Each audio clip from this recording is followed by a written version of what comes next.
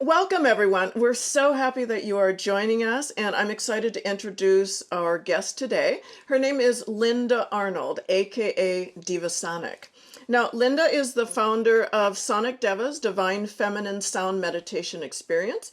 She is a sound meditation facilitator, a vocalist, a multi-instrumentalist, composer, and a seasoned performer on a lifelong mission to build healthy communities through the power of sound and music. And she offers sound healing workshops, private sound baths, and singing for wellness sessions at some of the top festivals, conferences, meditation and yoga studios in Los Angeles and beyond. Lynda, it's such a pleasure to have you join us today. Thank you, Phyllis. I'm really happy to be here with you. Beautiful. Well, now the title of your sharing with our listeners is The Emerging Art of Sound Meditation. Can you tell us a little bit about this emergence and what does it mean to you? Well, over the past, I would say 10 years, as mindfulness and meditation has grown in popularity as well as yoga, sound has naturally flowed into the scene. And I've been out doing sound meditations publicly out here in Los Angeles and other places, but mostly here, based here, for the past 6 years. And then for the past year, during the pandemic, done a lot of virtual meditations and been able to reach more people around the world, which has been really interesting. So I've learned so much from sharing sound meditation in these different spaces and contexts, working with a lot of different people. And I'm really seeing this emergence of this, I would call it an art form of how to facilitate people's relaxation, ability to unplug and transform and tap into their inner world. So it's just really one of the most exciting places to be working at the moment, I think. Well, that's beautiful. I know that the practice of sound meditation it's growing exponentially. So it's kind of a global boon. And within the current state of the sound meditation experiences, why do you feel that it's really gaining in popularity now? I think it has to do with just media overload. I can remember back when the iPhone came out. This is, 2006 or 7 around. Yeah. And we were immediately uh, inundated with everyone's world, and news and people's lives and things to do and things to see and things to buy, and all this is flooding our consciousness, and it's really cluttering the mind in a way that I don't think the arc of human evolution we've ever experienced. And so I think it's quite natural that we need to counter this information overload, which happens on all the levels of our experience, physically, emotionally, mentally, right? Everything works as one. And so it's no accident that yoga has exploded. Slow movements, balance, and then meditation, mindfulness, and now adding sound and music to that in the context of fitting within those those worlds. The idea of slowing down and having a space where you put your phone away and your computers and you just lay down and you listen is one of the most fascinating movements, I think, of our time, in terms of sound and music and the culture of slowing down. Well, there is, when we're talking about the gain in popularity, there are so many opportunities and experiences for people that are facilitating sound meditations, or who are kind of sound practitioners. Yeah. And I'm curious to ask you this from that perspective of how do you go about preparing yourself to do your work, to do the work when you're entering into those spaces? Yeah, great question. Well, I'm a human on this planet having my own ups and downs, right? And so over the years, I've found ways to, before a session, clear my schedule before, have minimal things to do that are busy work. The dishes can wait. These emails that I have to answer can wait, because those are the things that create agitation and busyness in my mind. And so then I just find it a bit more challenging to be a conduit for the work. So it's about clearing space, about my own preparation, movement, walking, having all my stuff packed, ready to go, giving myself time, right? And as a sound healer, I bring a lot of instruments into the space, right? So when I'm traveling, there's a lot of setup. It's a very physical experience to set up the space, and so all of that is ritual. You come up with a ritual as a sound practitioner to get yourself into the mode of facilitation, because beyond the physical instruments and the actual sound is the energetics of the environment that you're in. And you don't know who's going to walk through that door. It could be, people who come to your sound healing all the time. They're just the expert sound meditators, or it could be a few new people, which is always the case. Even after years of doing this, there's always, one, two, five people who have never been to a sound healing, and so the you have to be in a space of welcoming and ease and grace, so that people can feel comfortable enough to deeply relax, and that's where that they can benefit the most, from the experience.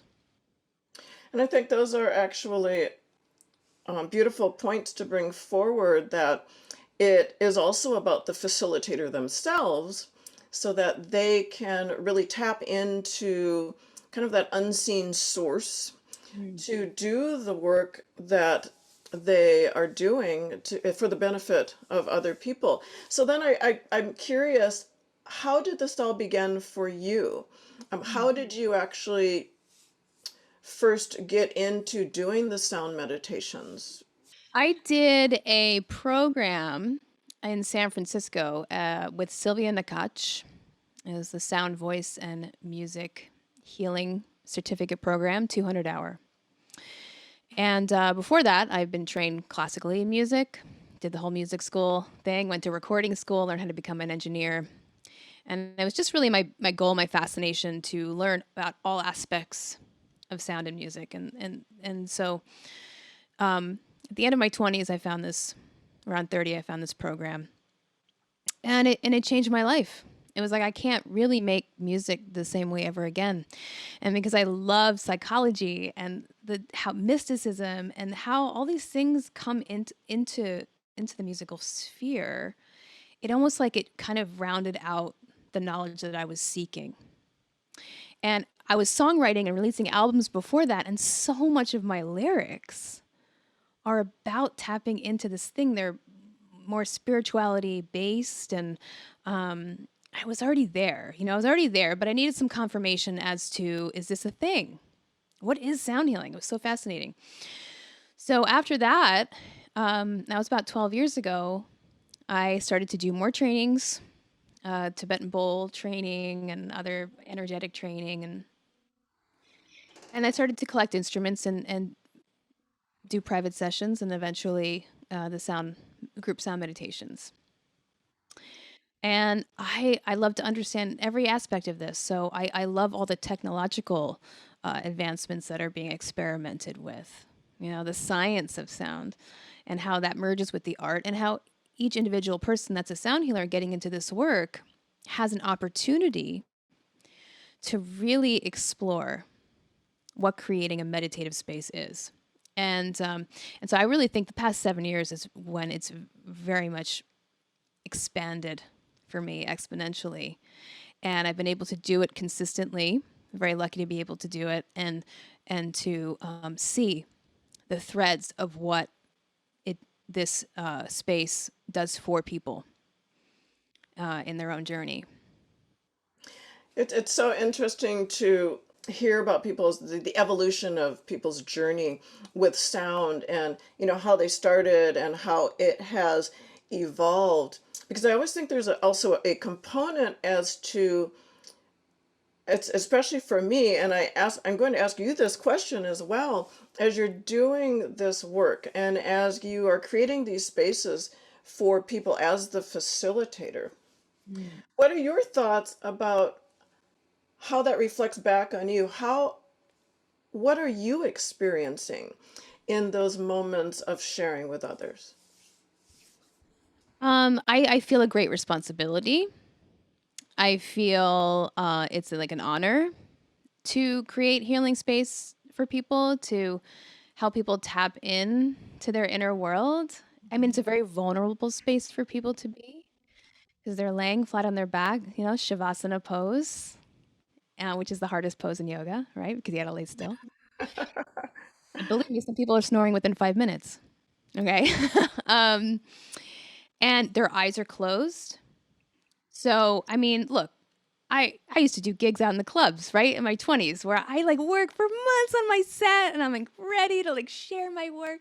And I'm in this little dingy bar, and I took all day to and I set up and I'm playing, and there's like 12 of my friends there, and then another 12 people just walked in and they're having a drink and there's talking, and no one's really listening.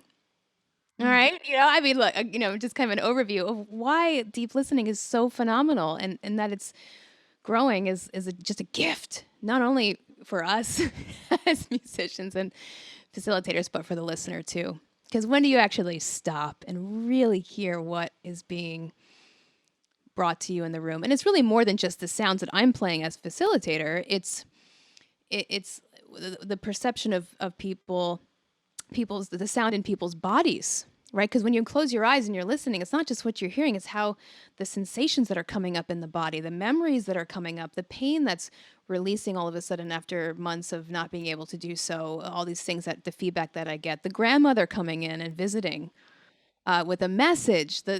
I mean, wow, because you are shutting off the sense of sight. Again, that's taking in all of this bombardment of information. And you're allowing yourself a little more simplicity and, Mm.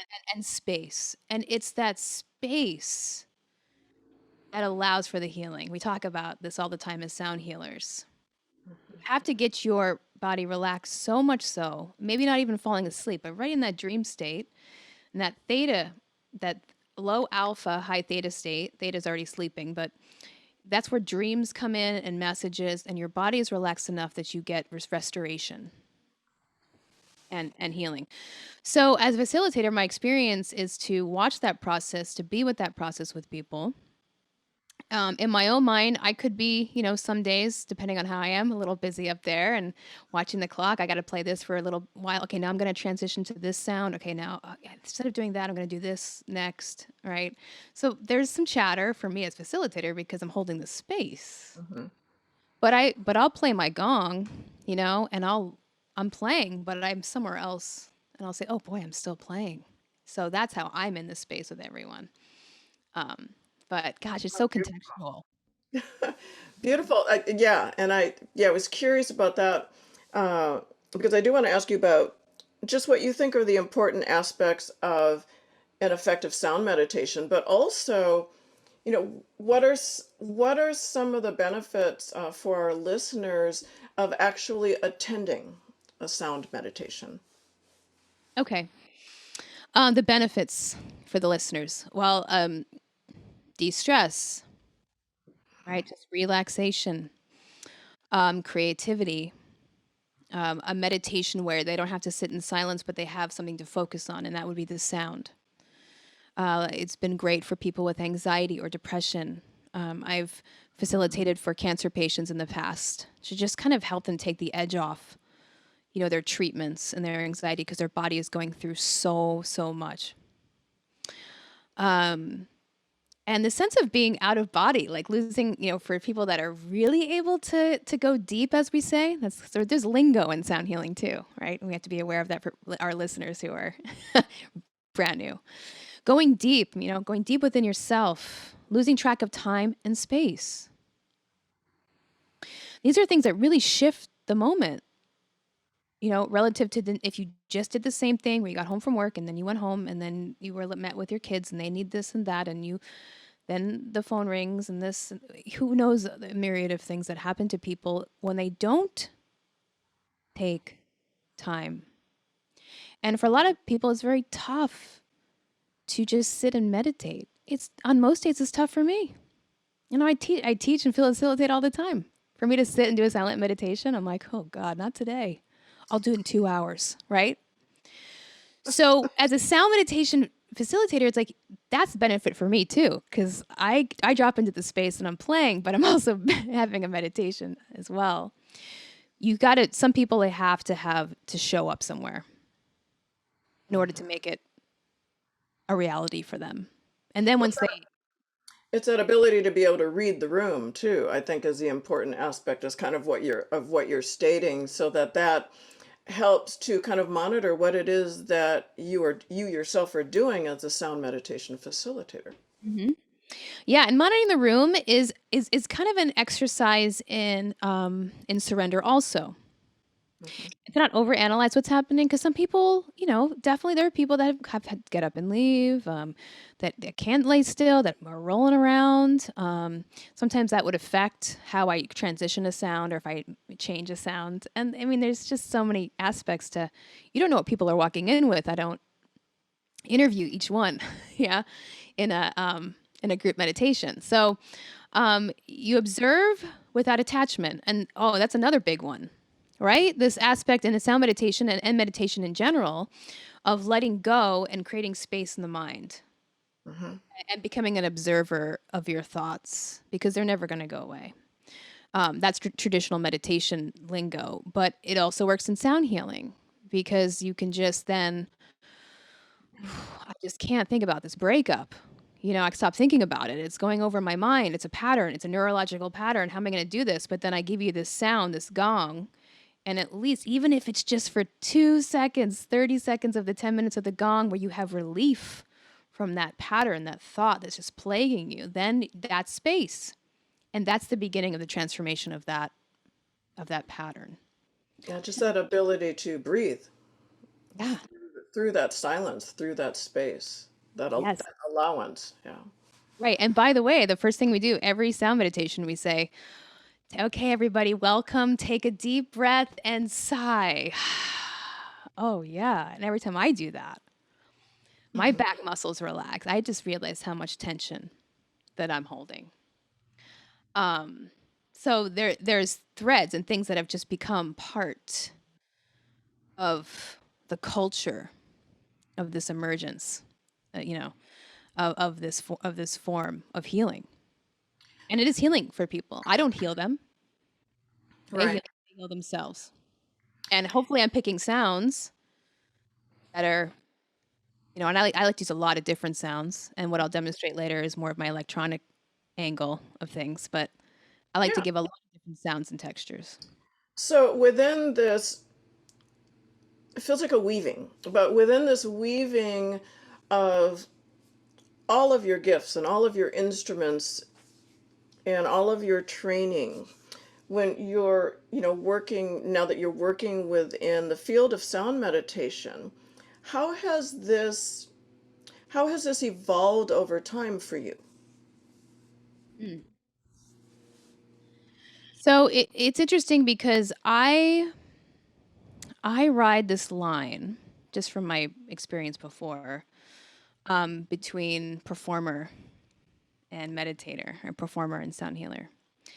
And so, I've really spent time with each of my acoustic instruments, getting to know them, using them a lot, trying some different configurations of presentation and approach. And then also starting to collaborate with others. So, collaborating with yoga teachers, restorative yoga and sound, yin yoga and sound, collaborating with multisensory type of healers where you add crystals and aromatherapy to the sound. So multisensory enhancements. Um, Also, there's another collaboration I do where she makes different tea blends. And so then there's this tea tea and all the herbs are everything's vibration. So the herbal essences that are brought together that create a certain state based on their properties, and then combining that with appropriate sounds and mantras. So that's been really exciting, is to take sound and combine it with different other wellness modalities. Acupuncture. For 4 years, I work with an acupuncturist in sound. Because chi, energy movement, Mm-hmm. and I've just found so much benefit. You incorporate the vocal toning, the singing of the vocal meditation, the chanting, the long tones, and getting people to participate a little bit in the process themselves, and then letting them relax. But another way to get people to focus and be in the room. Um, and then, of course, collaboration is my favorite thing. And so the Sonic Devas sound meditation experience is sound healing orchestra, with some of the most amazing women like yourself in the group. And so it's just fascinating that, because you know what? I can play one, maybe two instruments at a time, tops. When I have them in my computer, I can play more. That's the cheat. But man, I got to the point where I was like, what if we had like 10, 14 women all playing the different stuff, and really seeing how we can blend it. And then it becomes a little bit more like performance, but still transformation, because the sounds are being used for transformation in different contexts. And so I'm an explorer. I want to know different ways and what works, what doesn't work, and how we can keep presenting things in a new way. I think that exploration is a key point. So, for our listeners, it's wonderful that you brought in how sound can actually be integrated into all types of alternative healthcare Yeah. as well, right? And just the different gifts that people have and the different instruments, as in Sonic Devas, bringing all of these people together that are of like mind and intent in creating this healing space. It doesn't matter if it's one or if it's many when you're in that like minded space and you have that mutual intent. Right. So, you did mention technology events. How are what type of shifts have you had as far as integrating or working uh, more with technology? Oh, yeah. What's that look like? Well, first of all, in the context of performing, I use Ableton Live, and I've spent years producing music. So I can take all the stems from my ideas and my music, and I can record things, and then I can put them in different order, and I almost become like a meditation DJ, where I can play forest environment or an ocean, or do something that I can't really do if I just have my acoustic instruments. So it kind of expands the possibility. Right. And then I've worked with people like Michael Strauss, who does visuals, visual live visual mixing, and then my work with Torquem G with the sub pack, vibrating vests. He uses that, and so I've used that in my own meditations and with some clients, a vibrating vest, so there's more of a tactile vibration of sound on the body, which you can achieve with Tibetan bowls and monochords and things too. But you could also, with digital technology like vibroacoustic beds, which is on my list of things to get, you can really pinpoint frequencies, more accurately if that's where you're trying to go. Mhm. So, and binaural beats. So in my own compositions and my music, I am using binaural beats. Even if it's from an app on my iPhone, and those weaving those things into my music more and more. And because brainwave entrainment is also a very, very powerful modality, and I've been studying a lot. In fact, this weekend, but attending a lot of Dr. Jeffrey Thompson's webinars, and fascinated by his 40, 45 years of research and work. I mean, when you talk about sound healing and science, that is one of the people I think about. But bringing it into also like VR. So right now I'm doing a lot of research, but I've been doing more events where VR meditation types of things have been presented, and I've been involved in some of those presentations, even at the base level, experimenting with other people who do VR art or meditation design. And I think that's really one way to get people out of their current headspace, is to you know put them in an environment where they're completely somewhere else.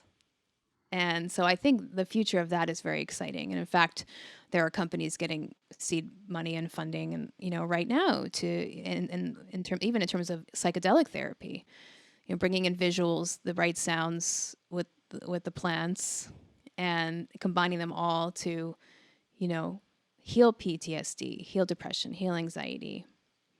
And so I just feel that that's when I think about the future, I think about that being an exciting field. But make no mistake. I mean, the acoustic sound healing by itself, that the community of being around other people, the resonance of entrainment, that is really, I still feel, with us becoming beings of energy, we need grounding. Yeah, I totally agree with that, and it's also wonderful to see, as you're explaining all this, it's wonderful to see how expansive the use of sound is becoming.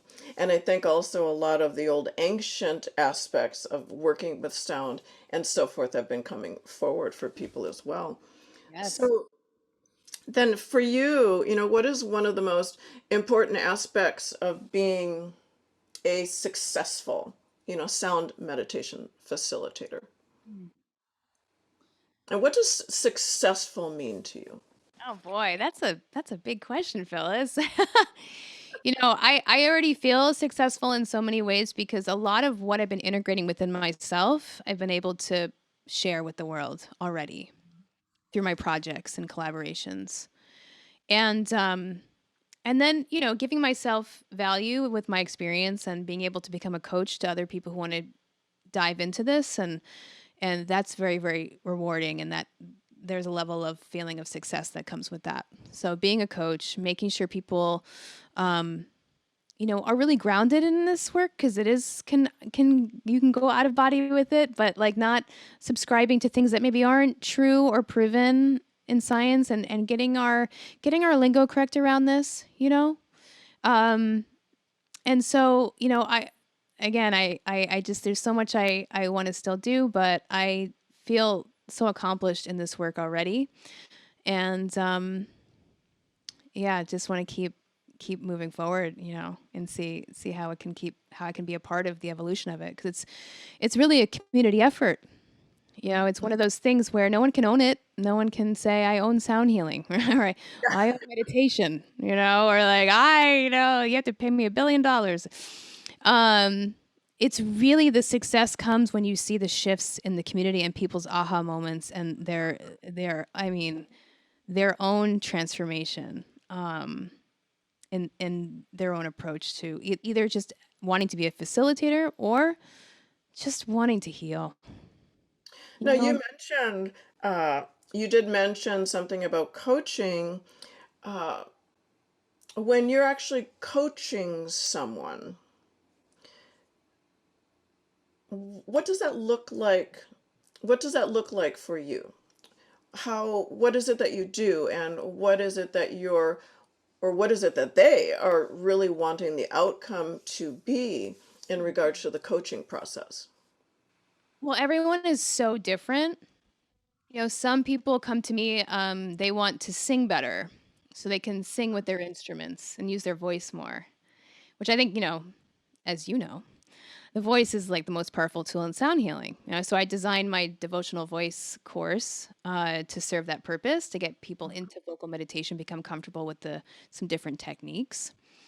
Some people want to be coached on the technology side. They want to be able to do what I do with the playing back tracks and looping their voice, and so that's definitely more of a left brain approach, but I think the other side of it is just the energetic side, teaching people about energy and their own practice, as we talked about earlier, in order to enter into this space of being a better facilitator because you can get caught up, in Yeah. all the buying all the stuff and the instruments, and it's so everything's so shiny.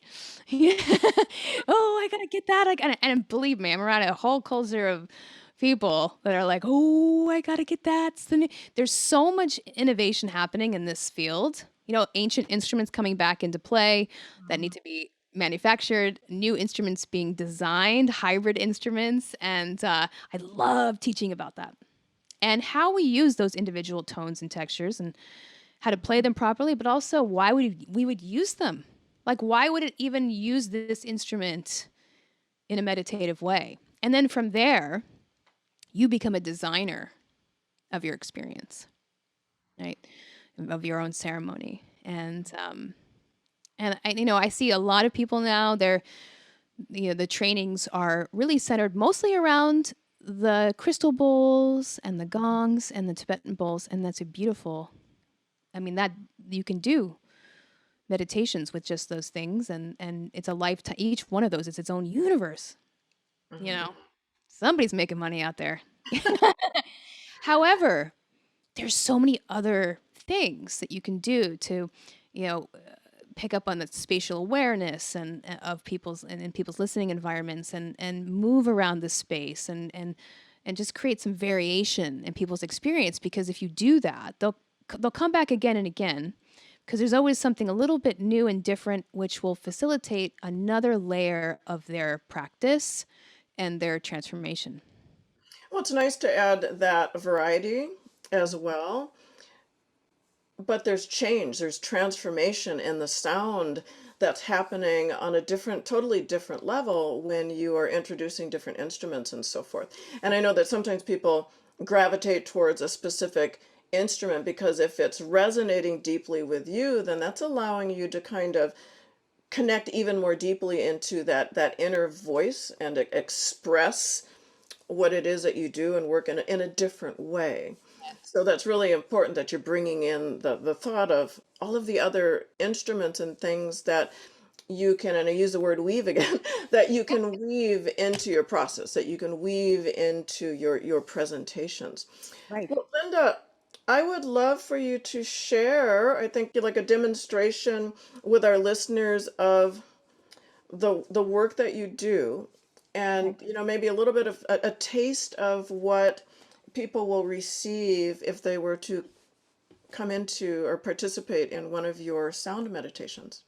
Great. Okay. So I'll give a little bit of preface because I'm in my studio. So I'm gonna do a little soundscape here, and a little more dronescape and some looping, and again, which is different sometimes. And sometimes I just go out and bring my acoustic instruments, my gong, my bowls, and I just do it all acoustic. But this will be more I would say my broadcast the broadcast version, which is what we've been doing for the past year and a half through the pandemic.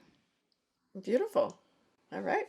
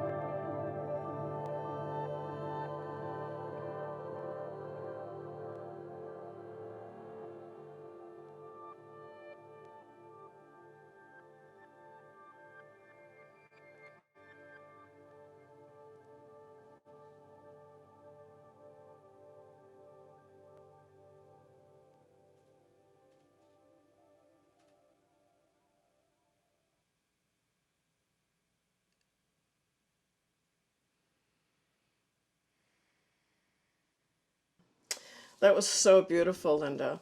It's so calming and peaceful. Do you do you have anything that you would like to share briefly with our listeners regarding any upcoming workshops, events, or a special offer?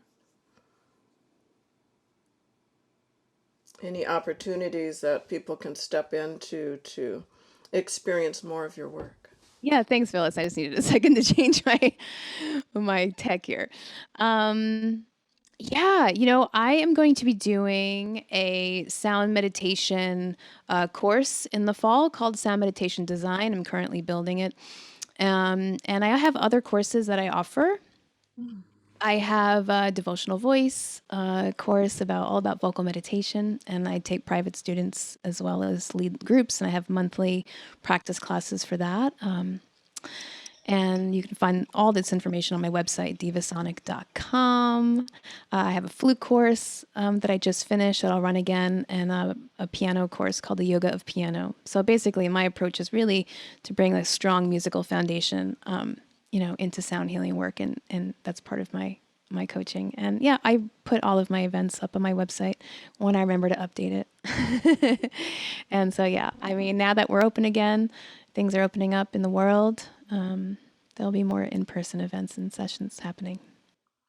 Well, you've shared such extraordinary information. And so, with what you've shared with us today, is there one thing that you would like to leave our listeners with, or to think about, or something that they can do, I guess, that would help them begin making changes within their lives? I always come with the fundamental aspect of deep listening and how we used our sense of hearing in our environment to tune in and create more awareness of our surroundings. And when we open up our awareness of sound, just in nature, it doesn't have to be recorded music with our headphones on, but just in general, what sounds make up our environment? How are we tuning into our world? That's where we can begin. Everyone can begin to be a sound meditator, right? By opening up that sense of listening and tuning in. Beautiful. I feel so peaceful. Well, Linda, thank you so much for your time. And thank you so much for sharing with our listeners today. And to our listeners, thank you for listening and being a part of this beautiful presentation. Oh, thank you so much to you, Phyllis, and the Shift Network. It's an honor to be here. Thank you.